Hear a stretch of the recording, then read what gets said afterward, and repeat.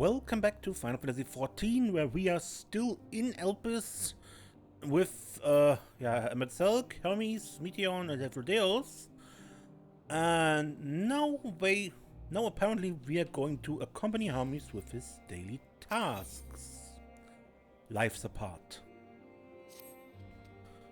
If everyone is ready, there are a few creations I need to check on. First, we shall return to the spot where we found our wayward Ambistoma.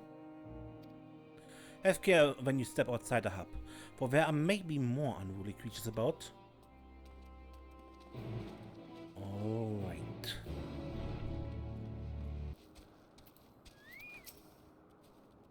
So beautiful, Petaluda. I hope they make it into the world. Oh, Wilmund Vega now, huh? When we were discussing his nomination, he was melancholy incarnate. Ah yes, the Lantin Pedaluda, one of the newest species of the ever-popular butterfly. Huh? You're still bothered about your rope? Don't be. The few specimens we repurposed won't be missed. This year's a new species of Pedaluda we recently set loose, managing to maintain a stable existence thus far. If it can see its observation period to the end without issue, we shall release it unto the world.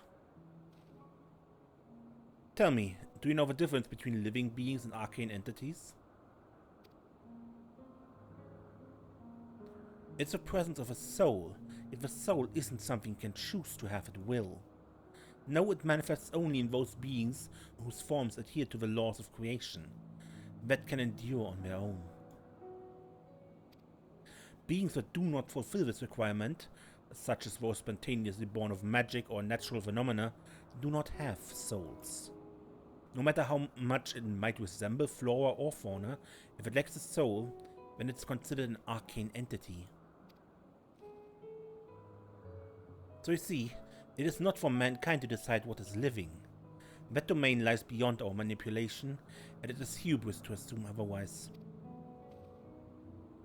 But come, let us head to the nearby beacon. I've received a report that arcane entities have gathered there.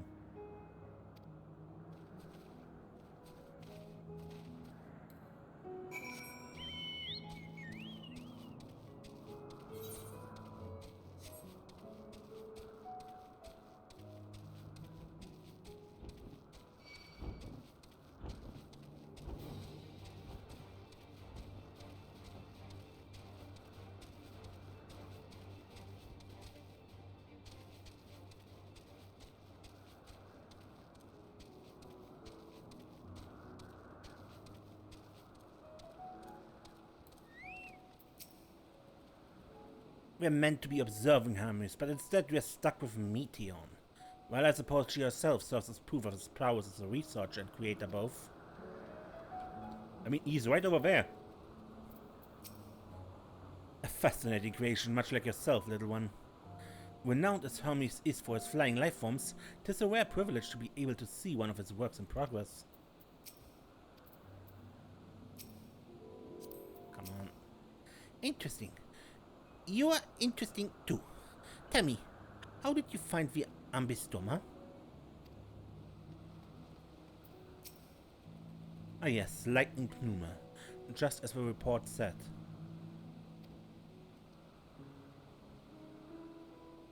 Although we call the structure a beacon due to its form, it's in fact a magical device. By manipulating the balance of elements, it keeps the isle airborne and maintains the climate thereupon. In the course of its operation, it often sees an internal shift towards a given element. Right now that element is lightning, which draws the pneuma here to replenish the aether. It appears Meteion is busy. Would you care to assist me in her stead and feed the pneuma?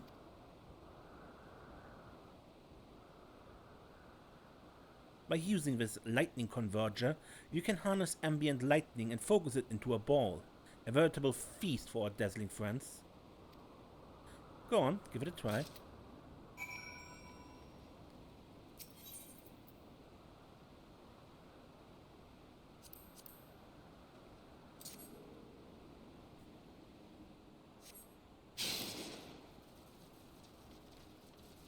Ball lightning! And ball lightning.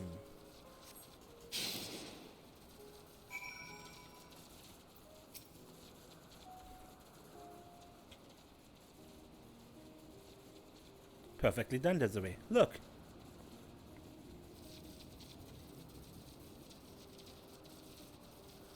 See how they gather to feed?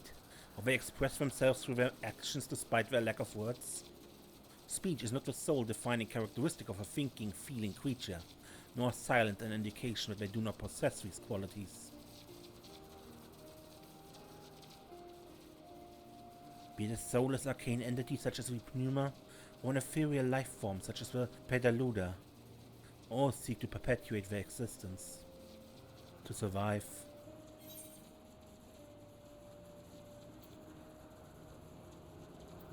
Was Meteor a living being?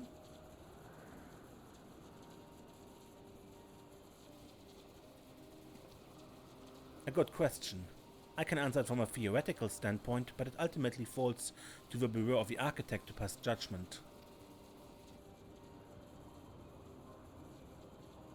Those with exceptional vision, such as Hyphlodeus, may be able to ascertain her true nature.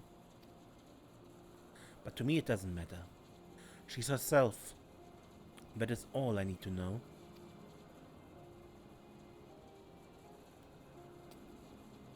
Oh, you finished already? I'm sorry I was in the way.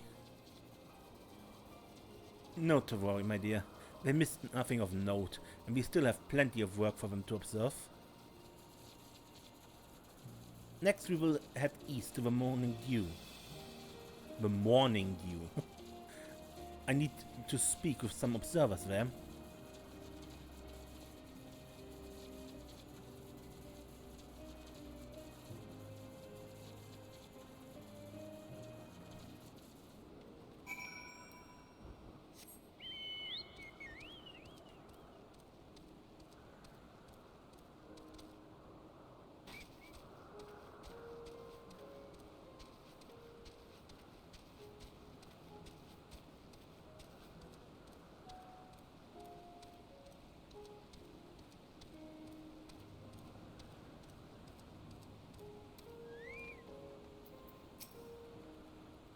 It's adorable, but beware its sneeze. Hermes went flying once. Was there a guiding theme or any method to the madness that is this random assortment of features? Ah, this fellow has been the talk of the Bureau. The combination of a carefree aspect and endless rows of fangs is strangely charming.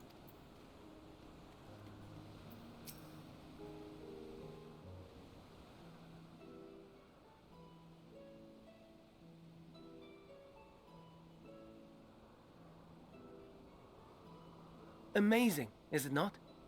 The Ampelos, one of our newest subjects.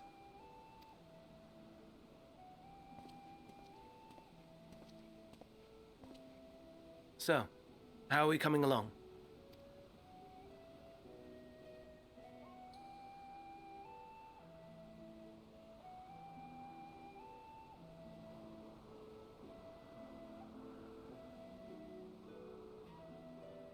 Alpus flowers.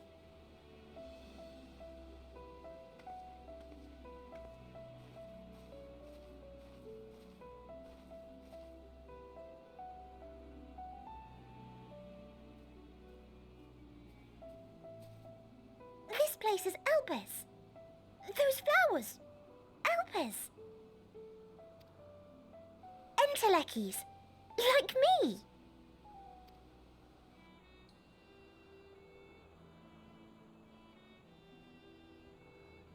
They are a product of Elpis, and so named for their birthplace. A happy accident, born of the hands of a former researcher who loved beautiful blossoms. Unique for how they change color, to reflect the emotional state of those nearby. Though be it here or elsewhere, they are seldom seen in any hue save purest white. Reflect the emotional state, you say? By what means do they achieve this? In creation, there exists an energy wholly apart from ether, one driven by emotions. In like manner to how we manipulate ether, this flower is subject to the influence of said energy.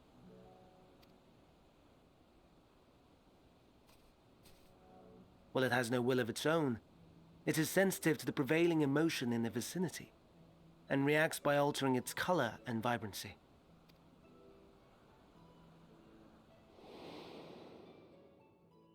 Akasha? It is one of the unseen energies defined by Harnish alchemical theory. Though a gross oversimplification, some describe it as an essence influenced by feeling.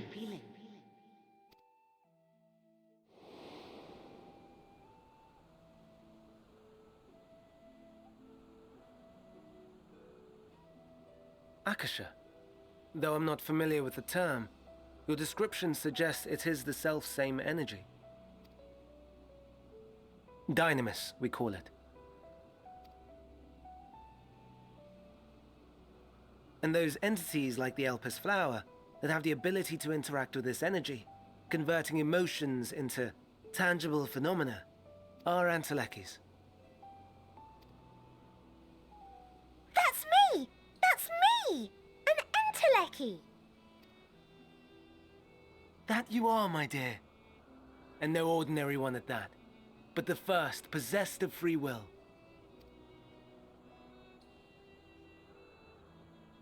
Wait. A form of energy other than ether? Dynamis? I've never heard of such a thing.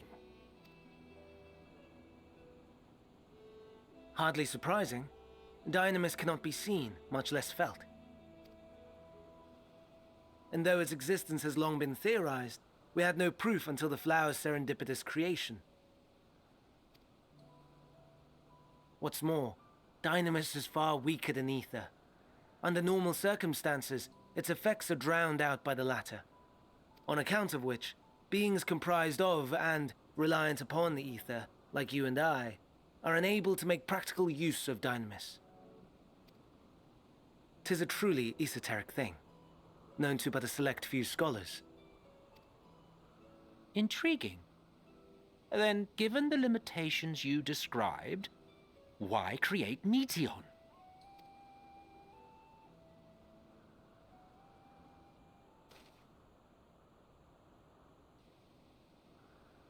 Our star, Aetheris, is especially rich in ether, so much so that its name is derived from it. However, when we consider all energy in existence here and in the vast space beyond, Dynamis may account for as much as 68.3%. Cat. The more abundant form by far. Were we able to control it, we could open the door to limitless possibilities. 'Tis not unlike a gently flowing stream, unable to break through the dam of ether barring its path.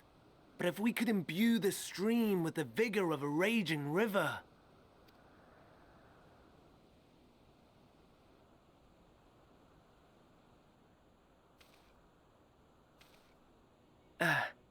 Not that I have such grand ambitions. Nay, I merely wish to create a being that could traverse the great expanse.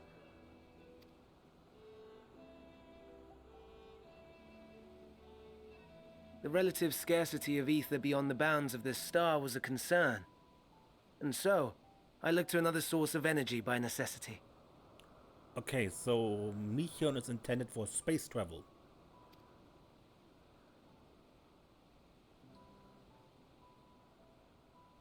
That being Dynamis. No wonder her ether is so thin. Precisely.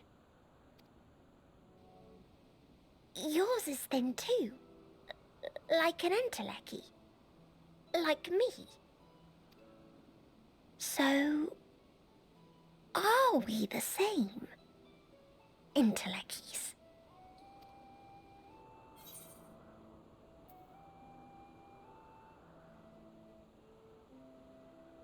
Well, I have been known to transcend my limits with nothing but determination. That sounds more akin to the desperate flailings of a wild beast when facing imminent death. A deficit of ether alone does not an Entelechy make. It would, however, make it easier for you to interact with Dynamis. And limited though its influence may be, this quality could prove the difference between victory and defeat. You do well not to underestimate it.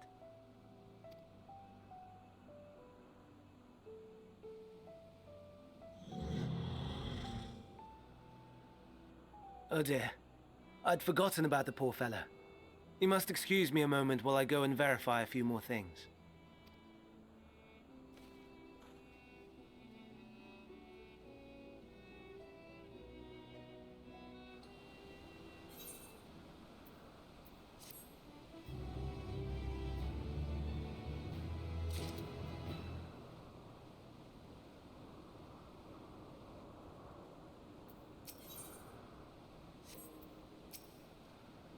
Never before had I heard of Dynamis or Entelechy's. I can only assume the Elpis flower was submitted to the bureau before I joined. Entelechy or no, we are friends. In Finesse. All appears to be well. This shouldn't take long.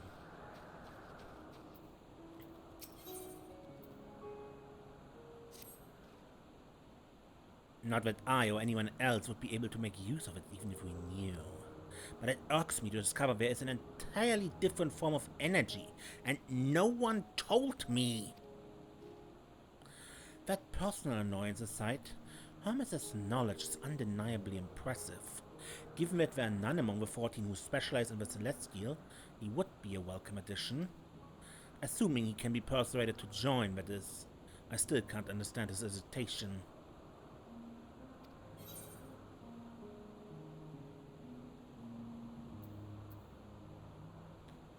What do you specialize in? Oh, you wish to know why Emet-Selch was chosen for the convocation? I should be glad to share the tale. It began when...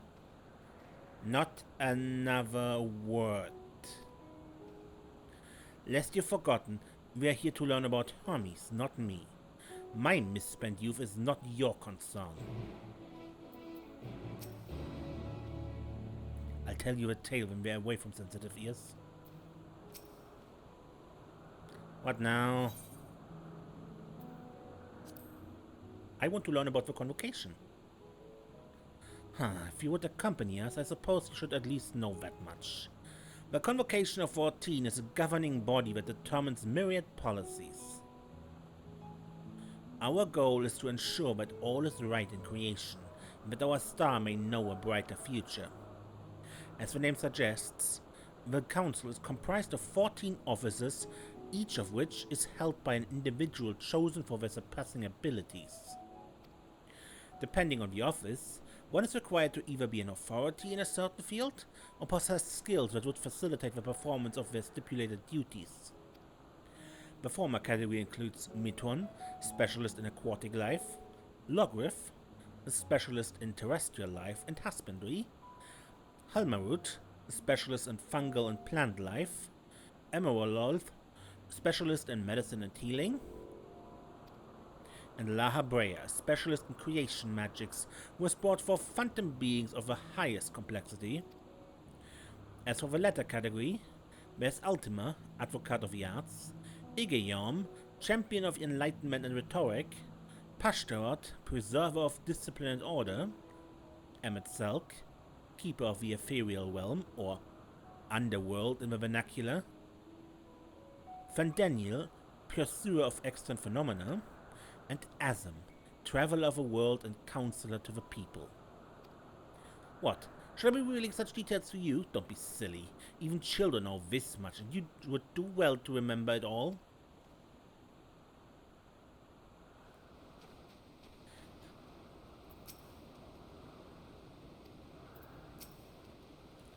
My apologies for the wait. I've inspected the Ampelos to my satisfaction. All is well with the creature, and I dare say it won't be long ere it is released onto the world. Another creation, however, reportedly isn't faring so well. The Charybdis. That is what we shall tend to next.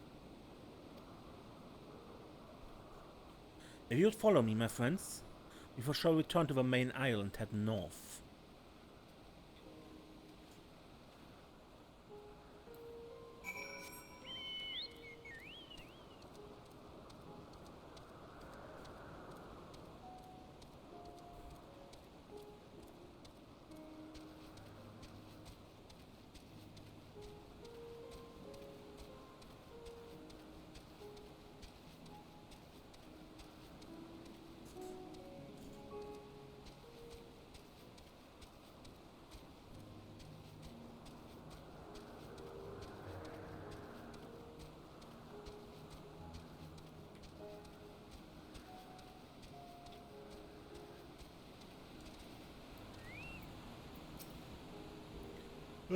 Forgive me, I thought another member of the convocation had come. It's turning out to be an eventful day. Why is this one blue and shiny?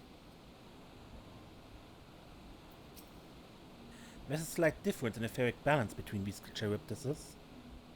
By this, it may be assumed that they aren't the original creations, but their offspring. A serpentine bird or a winged snake?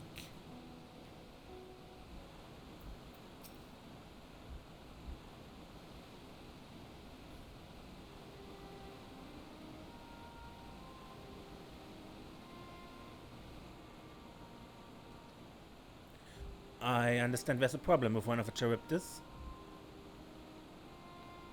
Yes, that's right.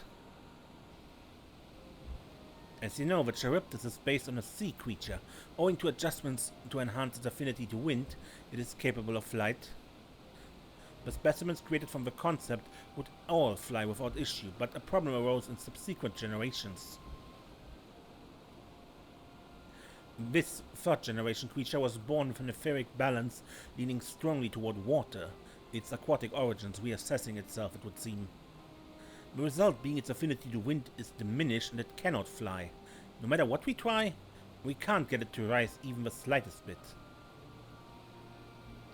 For such a change to manifest in so few generations, I fear they are too unstable. Flawed. With your permission, I will revert the creature and recommend to the Bureau that the concept be revised. With its etheric balance leaning toward water, the charybdis would indeed struggle to manipulate wind. Yet it's too early to conclude that it cannot fly. Having failed at first, it may simply have developed a fear. I should transform and fly with it, helping it to manipulate wind until it finds its wings. What? You needn't go to such lengths. Huh? You don't know? Of course not. Transformation is an art in which one manipulates a vast quantity of aether to construct another body around oneself. In practice, this allows one to assume any conceivable form and thereby transcend the limits of one's flesh. Yet convenient though it may be, transforming in the presence of others is considered vainglorious in the extreme. As uncouth and unseemly as running around ropeless. Shameful. Am I to understand you make a habit of this? Nothing of a sort. It's just that, when transformed, I can wield the wind and fly. It may seem excessive, but what is our shame next to the lives of these creatures? They deserve a chance, and we owe it to them to do all in our power. Be that as it may.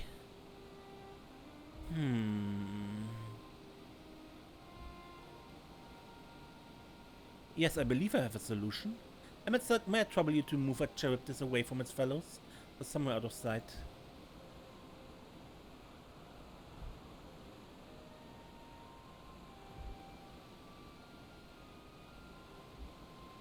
Meanwhile, I'd like the rest of you to help me prepare here.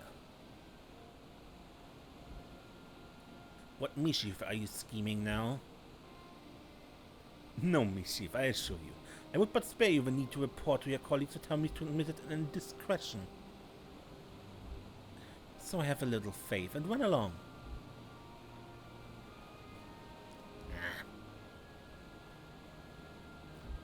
I trust you don't mind.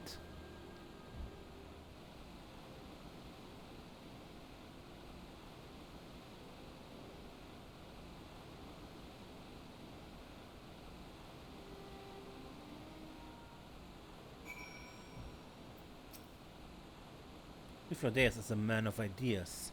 I wonder what he has thought up this time. Such bother when he could simply begin anew. But I shall defer to the chief overseer. We must help the Charybdis fly, or else we will all die. Emet-Selch is out of sight? Good. Let's speak of a plan. It's a stroke of genius, really. We have Emet-Selch train the Charybdis. Aside from being able to fly untransformed, he can readily see ether currents. And with his adept spellcraft, he can also employ suitable wind magic to guide the creature along. While he is indeed capable of all you describe, it's not his duty. I'm loath to trouble him with it. Don't be. As I mentioned, it would also be for his own sake. With that settled, let's begin at once. Desiree, I want you to go to Emet-Selch. Tell him that you have a favor to ask. He will be disinclined to cooperate at first, but you mustn't be discouraged. With our friend, the trick is to be unflaggingly persistent. Off you go now, and good luck. With a chat mode in say, write, I have a favor to ask. To Emet-Selch.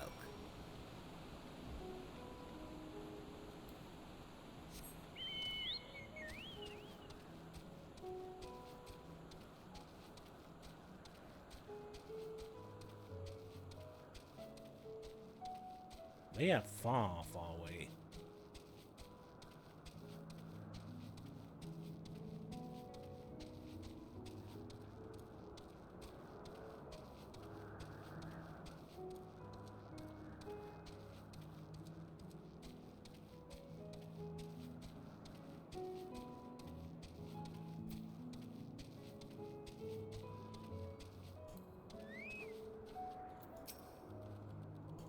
Well, are your preparations for the scheme that is clearly not a scheme complete?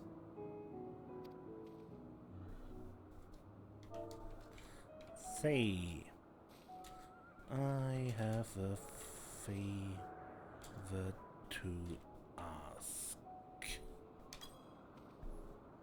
Oh, no, you don't. I'm not lifting a finger. I don't know what Hypnodeus is up to, and I will not be made to know. I refuse. If Hypnodeus is to be believed, relentless insistence may serve to wear down the ever-wary Emet-Selch. Say please, Emet-Selch.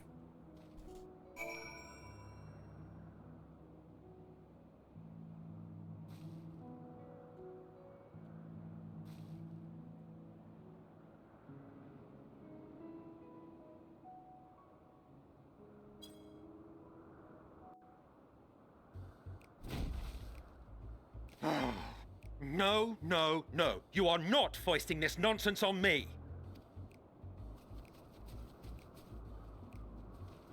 I'm given to understand you have the power to help the Charybdis, and should be quite willing to do so. And so I appeal to your better nature, most benevolent Emet-Selch. Please teach it to fly. Or else Hermes will transform. Right now.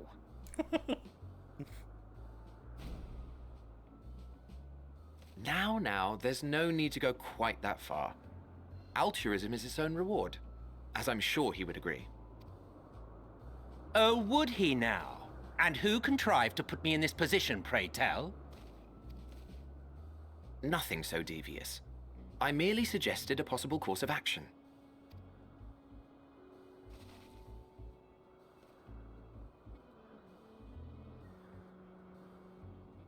Please, Emet-Selch. Please.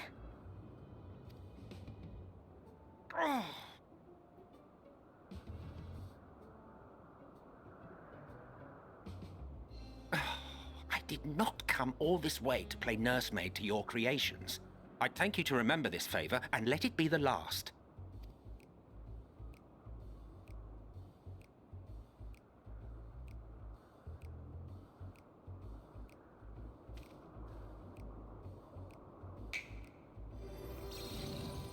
Amount.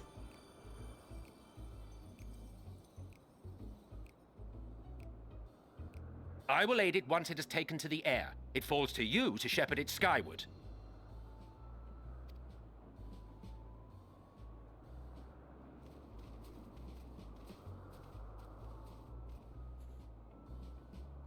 Well, let's relax and enjoy the spectacle, shall we?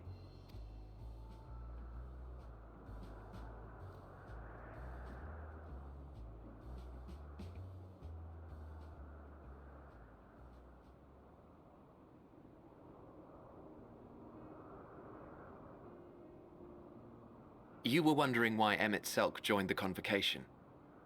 Truth be told, he wasn't the first choice for the office. I was, on the strength of my ability to see ether. But I declined the offer. For though my vision is exceptional, I am pedestrian in all other aspects. Worse even. Quite abysmal when it comes to manipulating ether, for example.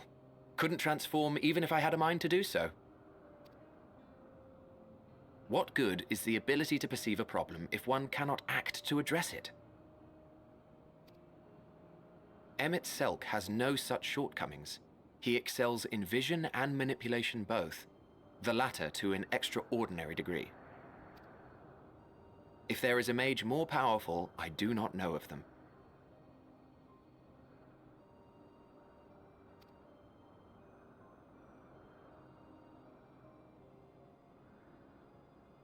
Thus did I recommend him for the office in my stead. And I wasn't the only one. Far from it. Countless others vouched for his skill and character. People the world over, to whom he had previously lent a helping hand. Oh, how surprised he was. Claimed he hadn't done anything remarkable for anyone. Modest to a fault. He deserved every bit of acclaim he received. Yet he may well have gone unappreciated were it not for a mutual friend. A singular soul who can't help but involve herself in the business of others.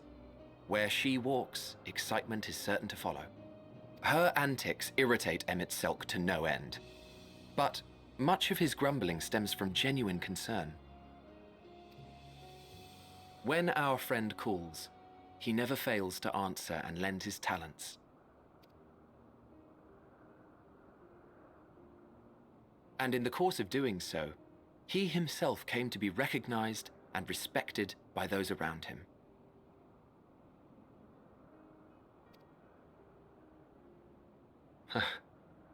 They are truly remarkable individuals, and I'm proud to call them friends.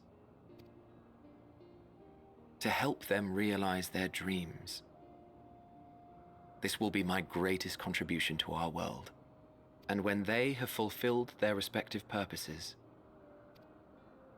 so too shall I have fulfilled mine, and together we may return to the star. Look at me, spilling my innermost secrets. I can't seem to help it with you. Not the first to say so. I can only assume it is due to the color of your soul. I just don't understand how you can be so alike and yet so different. Well done, my pet. Well done!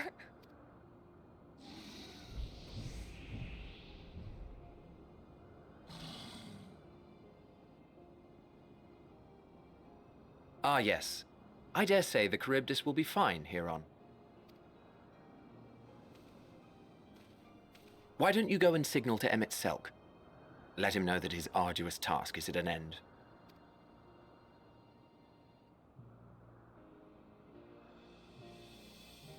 Despite his grumblings before, he was smiling in the end when it worked.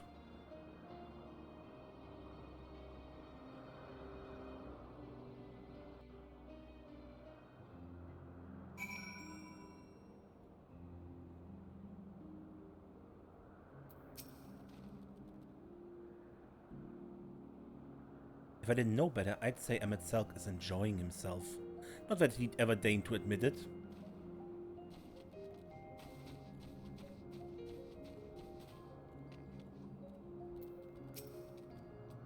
Look, Desiree, look how well the Charybdis flies! It's flying, it's really flying, as if they're born to do so, thank goodness.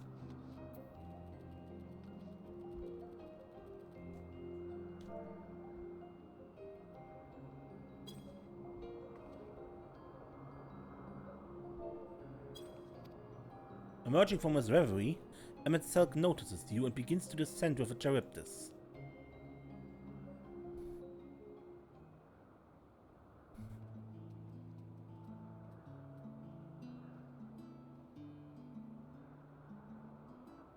I have no words to express my gratitude. Thanks to you, the Charybdis has learned to fly.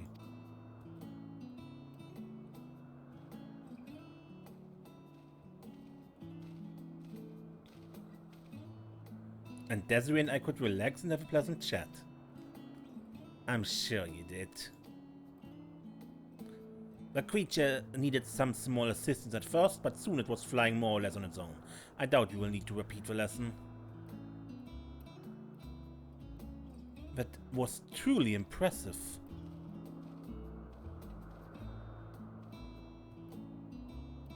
I witnessed it all from afar. The Charybdis flies! Indeed, with this we have proven that even a creature with skewed etheric balance is capable of flight. Though we helped it to achieve this, the Charybdis is a herd animal. They may well aid their struggling kin in like fashion, if and when the need arises. Keeping this in mind, I bid you continue observing them, if that's what you want. But if I may say so, rather than hoping an idealistic possibility comes to pass, would it not be simpler to have a concept adjusted? That way you could guarantee that abnormalities such as this specimen are never born in the first place. These creatures are already here. We will spare no effort in giving them a chance to survive. As you wish, Chief. As you wish.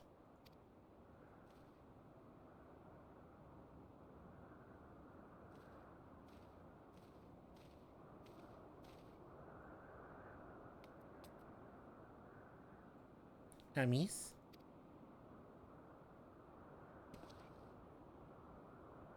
I'm fine. Don't worry. Well, that concluded all my present tasks. Let us return to Anagnor Oasis for now.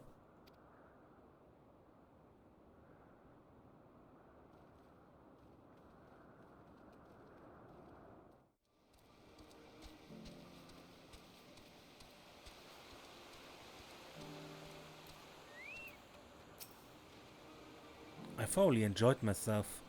At the end, most of all.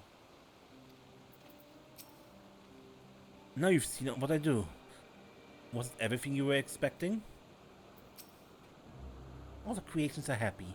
That makes me happy too. What? Want to apologize for forcing me to help, do you? Save your breath, you didn't force me to do anything. I merely chose the most expeditious way to have done with an impediment to our business.